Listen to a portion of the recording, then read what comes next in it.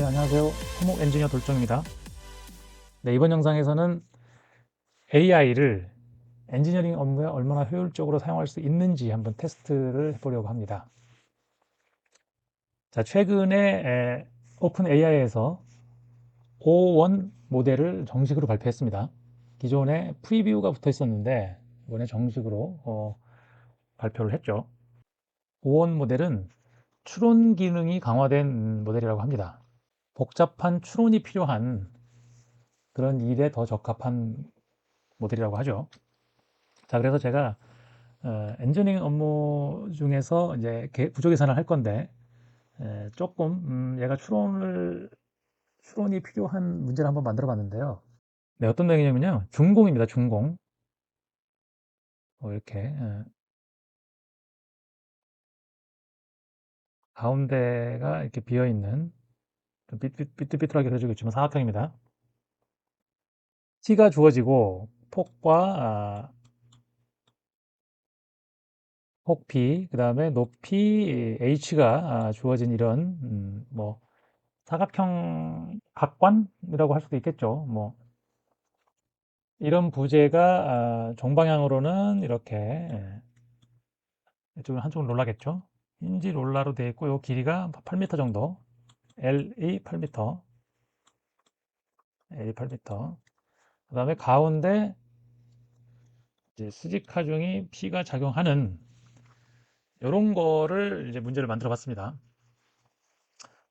제가 요거는 SMS라는 수학 프로그램으로 이제 그 답을 구해 놓은 거고요. 자, 얘를 인공지능한테 이렇게 그림으로 설명하는 게 아니라 말로 풀어서 명령을 내렸는데 뭘 할 거냐면은 자, 자중이 있죠. 자, 셀프 웨이트. 자중이 있을 것이고 그다음에 요 P가 작용할 겁니다. 자, 그런데 제가 얘한테 몇 가지 이제 추론을 해야 될 것들을 감춰놨는데 뭐냐면 셀프 웨이트의 단위 중량을 주지 않고 이제 강철로만 됐다고 했습니다. 강철로만. 강철 스틸이죠, 스틸. 강철로 돼 있다고 설명을 해줬고 그래서 얘 단위 중량을 주지 않고 자, 그 다음에 이 요 부재가 T를 가지고 있는 외곽, 그러니까 외곽의 크기. 자, 이렇게 T를 가지고 있고 외곽의 크기가 얼마다라고 설명하면 안이 비어있구나라고 우리는 상상할 수 있잖아요. 근데 인공지능도 그것을 상상할 수 있는지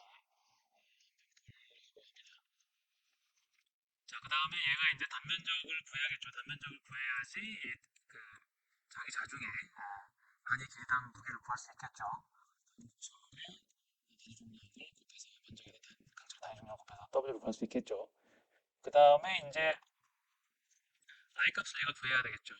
안이 비어 있다는 거를 스스로 인식해가지고 I 값을 구해야 될 거고요. 그 다음에는 뭐가 있냐면 8분의 그러니까 8분의 W 제곱이죠.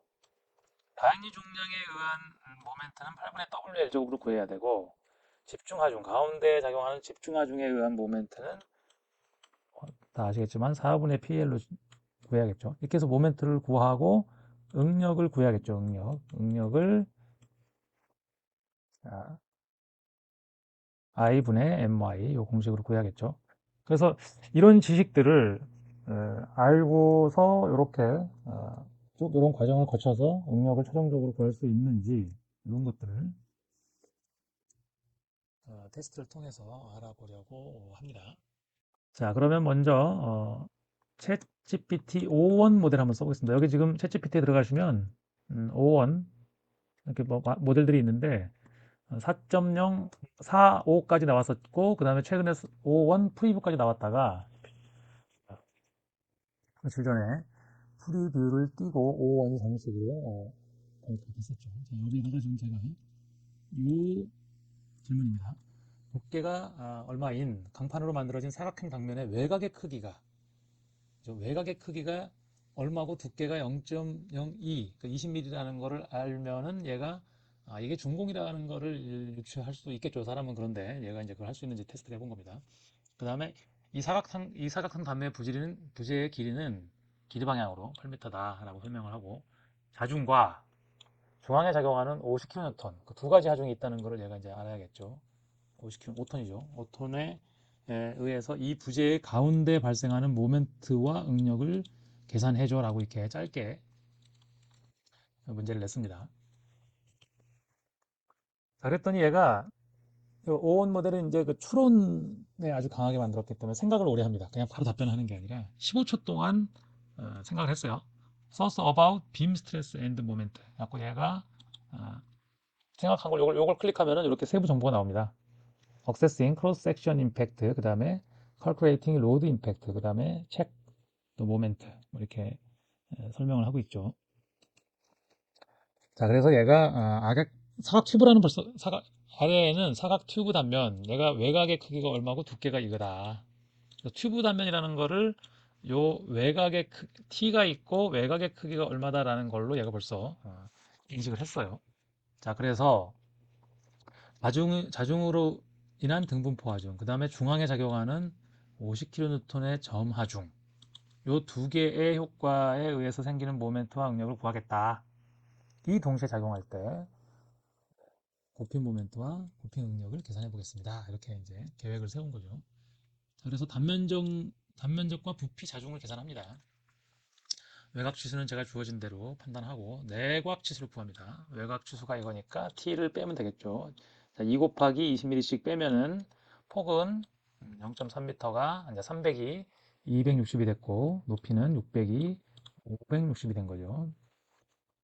자, 외곽 면적은 그래서 바깥쪽을 곱하면 3 곱하기 6이고 그 다음에 내곽 면적은 0.26 곱하기 0.56 해서 이렇게 나왔고요. 그 다음에 유효 단면적은 그래서 단면적은 실제로 외곽 면적에서 내곽 면적을 빼면 된다. 그래갖고 부피를 계산합니다. 얘는 사실상 사람이 하면 부피를 계산할 필요는 없는데 얘는 이제 부피를 계산합니다. 단면적에다 길이를 곱하면 전체 부피를 계산한 거죠. 그 다음에 질량, 강제 밀도는 얘가 이제 안 거예요. 제가 강제 밀도 얼마라고 주지 않았잖아요. 단위 중량을. 그래서 강제 밀도 얘가 알고 있어요. 스스로 판단한 거죠. 그래서 질량은 밀도에다 부피를 구하니까 이렇게 된다. 2160 kg이 나왔고 그래서 자중의 무게는 여기다가 이제 중력가속도를 곱하죠. 중력가속도를 곱해서 이렇게 뉴턴으로 나왔죠. 21kN, 즉 2톤 정도 되는 거죠. 자, 그래서 동분포 하중을 구합니다. 이거 어차피, 그러니까 얘가 스스로 자중은 단면이 똑같고 어떤 단위 질량이 있으면 자중은 등분포 하중으로 작용한다는 걸 스스로 알고 이렇게 2.652kN per m겠죠. 이렇게 구했습니다. 그러니까 사람 같으면 사실상 전체 부피를 구할 필요는 없잖아요. 그죠? 단면적에다가 아, 단위 중량을 곱하면 되는데 아무튼 이렇게 구했어요. 그래갖고 여기까지 제가 SMS로 계산한 거하고 비교를 해보면 뭐 여기까지 뭐 틀릴 게 없고요. 그다음에 W는 사람 저 같은 경우에는 78.5kN이니까 면적당 길이당 그죠? 그래서 이렇게 단면적을 곱하면 2.7 W가 2.7이네요. 그죠? 여기 아까 이제 9.81 요것 때문에 그랬죠. 우리가 설계 기준에서는 그냥 이걸 9.81로 안 하고 10으로 쓰기로 했었잖아요. 그죠? 2.7 kN인 게 나왔고 자, 다음 문제 부재에 작용하는 하중 조합인데 등분포 하중이 이렇게 작용하고 점하중이 이렇게 작용한다. 이걸 얘가 이제 다시 한번 확인하고 그 다음에 공식을 한번 정리합니다. 8분의 W 제곱 4분의 PL 맞았죠? 그 다음에 모멘트는 이렇게 구하면 된다라고 이제 생각을 한 거죠, 얘가. 그래서 등분포 하중을 이렇게 해서 21kN 메타, 그 다음에 50kN이 작용하는 집중하중은 100kN 메타 이렇게 나온 거죠. 확인해 보면 모멘트는 21.6kN 메타, 그 다음에 집중하중은 100kN 메타 이렇게 나온 거죠. 21.6인데 아까 이제 거기서 조금씩 뒷자리가 좀 다르죠. 하중에 대한 거를 중력가 속도를 9.81 곱했냐 아니면 10을 곱했냐 그 때문에 자, 그 다음에 총 한 모멘트는 그 121.2kN. 자, 모멘트는 제가 전체는 구하지 않았는데 여기다가 한번 추가를 해보겠습니다. 모멘트를 전체 모멘트는 제가 M2라고 할게요. M2는 M 더하기 M1는 이렇게 하면 121.60 어떻게 나왔죠? 121점 이렇게 조금씩 다른데 자 이거 맞는 겁니다. 아까 그 공략가속도 문제 때문에 그렇고요. 단면이차 모멘트 i를 구합니다. 자, 이것도 상당히 중요한 거죠. 그러니까 공식을 스스로 얘가 out in 그죠? I out e서 I in을 빼면 된다라는 걸 얘가 스스로 판단했고 그 다음에 그래서 I rectangle은 요거다 사각형은 요건데 그래서 외곽과 내각을 각각 구해서 빼야 된다는 걸 얘가 스스로 판단하고 이렇게 구했습니다. 외곽은 0.0054 그 다음에 내각은 0.0038 자, I 값을 보면은 외곽은 0.0054, 0.0038 이렇게 제대로 구했죠. 그래서 I에서 그러니까 밖에서 R을 빼면은 0016이 나온다. 그래서 0016이 나온다. 이렇게 제대로 구했습니다. 그 다음에 스판 중앙에서 이제 부품 모멘트를 구합니다. 응력은 I분의 MY 이렇게 구하죠. 그래서 요 C는 뭐 높이의 반이다. 이렇게 난 거고요. 그래서 C 값을 구하니까 0.3이더라. 그래서 얘가 구합니다. 부품 모멘트 M 토탈은 121 킬로뉴턴 메타에서 I 값이 0.0016이니까 이렇게 하면은 22.7 메가파스칼이 나오더라. 그래서 저 같은 경우에는 그 따로따로 자중에 관한 것과 집중하중에 관한 걸 따로따로 응력을 구했죠. 이렇게 해갖고 얘가 4 메가파스칼 그 다음에 얘가 18.8 메가파스칼 따로 나와서 이걸 더하니까 22.872 메가파스칼 이렇게 나왔다는 얘기인데 자 22.7 메가파스칼 맞았죠. 상당히 그 19초 동안 생각한 해서 그런지 그죠? 19초 동안 생각해서 그런지 상당히 정확하게 과정이나 이런 거를 스스로 판단해 가지고 과정을 잘 세운 다음에 계산을 잘 했습니다. 그렇죠? 자, 그럼 얘가 5원 모델이 아니라 추론에 강한 5원 모델이 아니라 다른 모델로 한번 해볼게요. 포5로 한번 해보겠습니다. 포5 비교를 해봐야죠. 얘가 추론을 잘해서 한 건지 아니면 원래 능력이 원래 능력으로 LLM의 능력으로 한 건지 한번 보겠습니다. 포5 자 새로 시작하고요. 자 포5를 선택했습니다. 자, 똑같은 프롬프트를 주고 시켰어요. 얘는 추론 과정을 거치지 않고 바로 답변에 들어갑니다.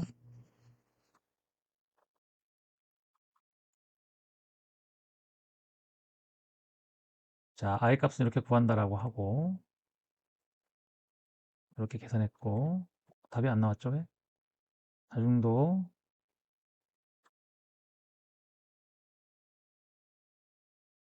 전체 무게를 구하고 8분의 WL 제곱 그다음에 여기까지 이렇게 쭉 그 공식만 쭉 했죠 지금 이렇게 계산할 거요라고 이제 계획을 세웁니다. 다 맞았죠, 그죠? 다 맞습니다 지금.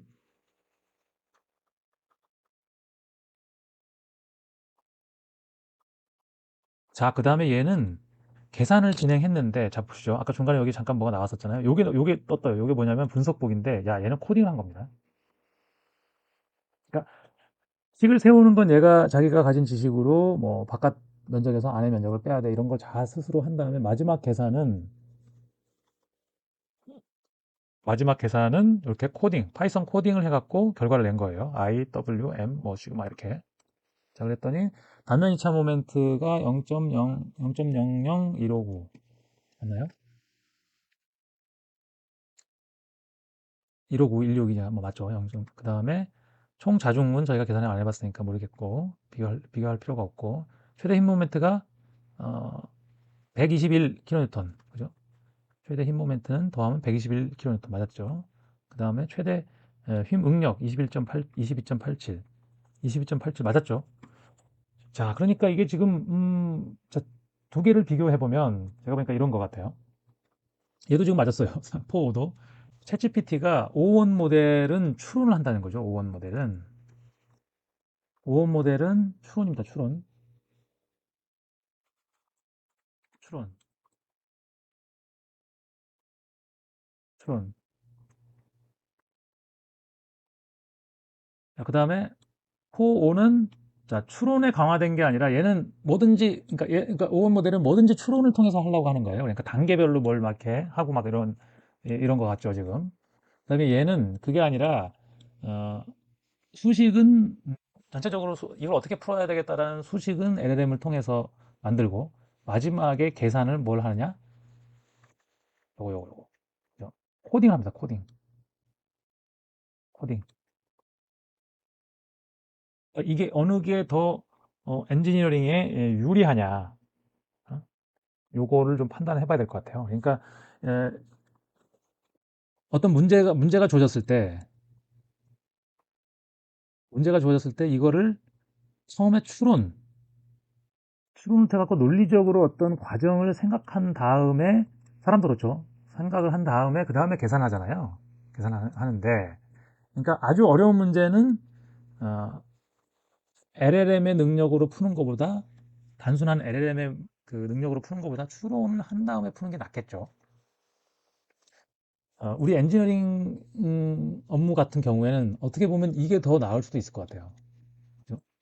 LLM의 능력으로 어느 정도 과정을 어, 정한 다음에 그 다음에 코딩을 해서 정확한 값을 구하면 제일 좋겠죠.